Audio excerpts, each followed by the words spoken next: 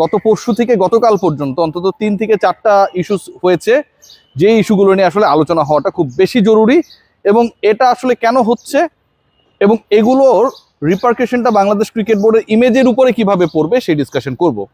একই সাথে you all knows that Shakib Al Hasan তিনি অন্তত 2টা পার্টিকুলার পডকাস্টে দেশের বাইরের বিভিন্ন চ্যানেল অথবা যারা পডকাস্ট রিলেটেড কর্মকাণ্ডের সাথে জড়িত তাদের সাথে কথা বলেছেন, এবং সেখানটায় Shakib Al Hasan last world cup ইস্যুতে কথা বলেছেন, তামিম ইকবালের বাংলাদেশ ক্রিকেট বোর্ডের ইলেক্টেড প্রেসিডেন্ট হওয়ার ইস্যুতে কথা বলেছেন, এবং তার রাজনীতি নিয়ে কথা বলেছেন।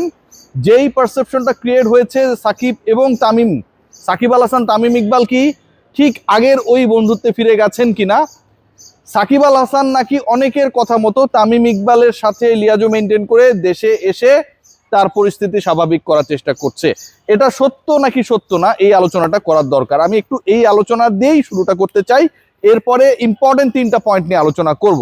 সেখানটায় নাহিদ রানা ইস্যু অবশ্যই থাকবে। দেখুন, বাংলাদেশে যদি সাকিব আল হাসান এসে তার স্বাভাবিক জীবনে ফিরতে চান, এটার জন্য সাকিব আল হাসানের কাছে তামিম ইকবালের থেকে অন্তত 200 বেটার পাওয়ারফুল অপশন রয়েছে যারা এই দেশের পলিটিক্সকে নিয়ন্ত্রণ করে।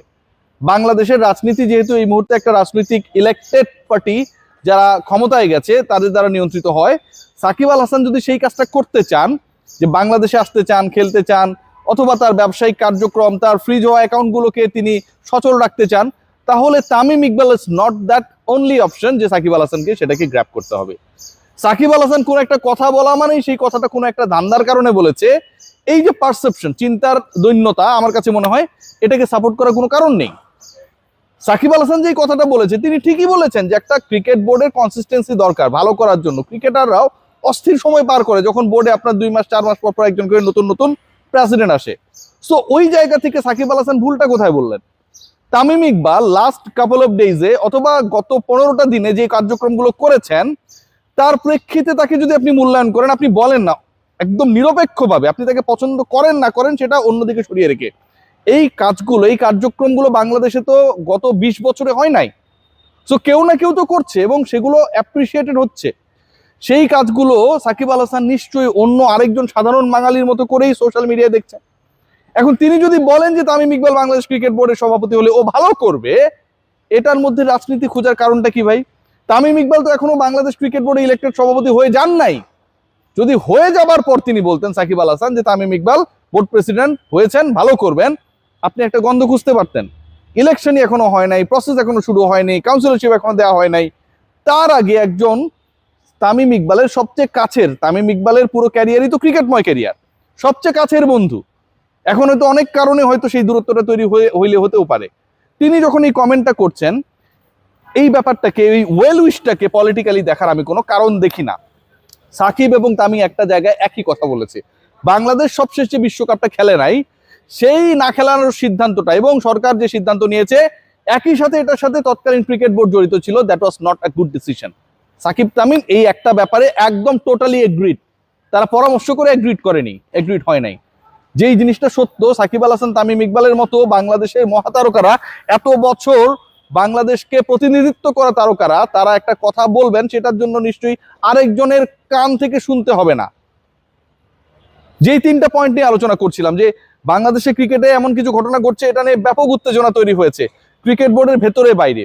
নাহিদ রানার এনওসি, একটা গ্রুপ বলার চেষ্টা করছিল যে না, নাহিদ রানা বাংলাদেশে থাকলে বেটার, বাট একজন ক্রিকেটারকে আপনি পিএসএল এর ফাইনালের মঞ্চে, যেখানে ফাইনালে যেই দলটা গেছে তারা রিকোয়েস্ট করেছে যে তাকে ছাড়া যায় কিনা 4টা ওভার বল করার জন্য, সেখানটায় তাকে অ্যালাউ করা, এনওসি দেয়া, ইন্সপায়ার করে পাঠিয়ে দেওয়াটা আমার কাছে মনে হয় very good decision, good move.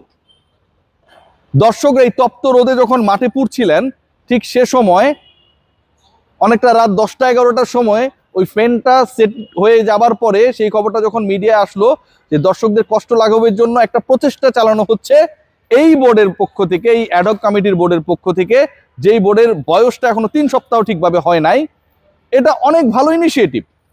দিন শেষে দর্শকরাই প্রাণ, যেই দর্শকরা সবচেয়ে কম টাকায় টিকিট কেনে, মাঠে দর্শকরা আসেন, গ্যালারিতে বসেন, তপ্ত রোদে পুড়ে যান, বৃষ্টিতে ভিজে যান, তাদের যদি আপনি কমফোর্ট জোন এনশিওর করতে না পারেন তাহলে আপনার ক্রিকেটটা কোথায়? খেয়াল করে দেখুন, অনেকেই বৃষ্টিতে ভিজে খেলা দেখতে গিয়েছিল চট্টগ্রামে, এবং এই খেলাটা শেষ পর্যন্ত হয় নাই।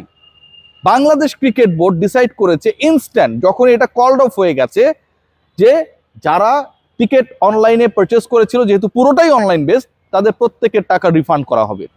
এটা কি খারাপ initiative?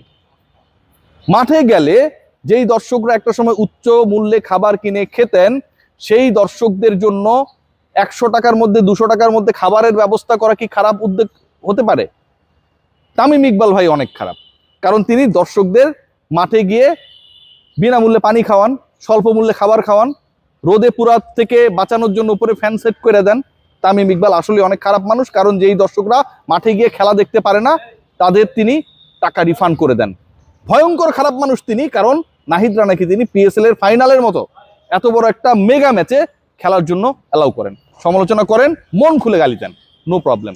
But the initiative has been taken by Tamim Iqbal so far. আমার কাছে মনে হয় আপনি এটাকে অ্যাপ্রিসিয়েট করতেই পারেন, এবং এই অ্যাপ্রিসিয়েশনটা তিনি ডিজার্ভ করেন।